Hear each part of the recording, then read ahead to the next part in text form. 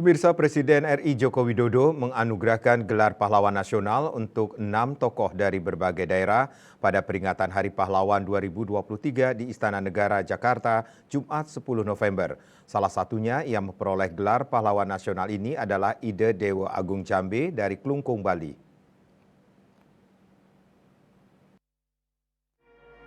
Berdasarkan keputusan Presiden Republik Indonesia nomor 115/TK/tahun 2023 tentang penganugerahan gelar pahlawan nasional 5 tokoh lain yang diberikan gelar pahlawan nasional yakni almarhum Bataha Santiago dari Sulawesi Utara, almarhum Muhammad Tabrani Suryo Wicirto dari Jawa Timur, almarhum Ratu Kalinyamat dari Jawa Tengah, almarhum Kiai Haji Abdul Kalim dari Jawa Barat, dan almarhum Kiai Haji Ahmad Hanafiah dari Lampung. Acara penganugerahan tersebut dihadiri oleh para ahli waris dari para tokoh yang sekaligus mewakili para penerima gelar dan penghargaan.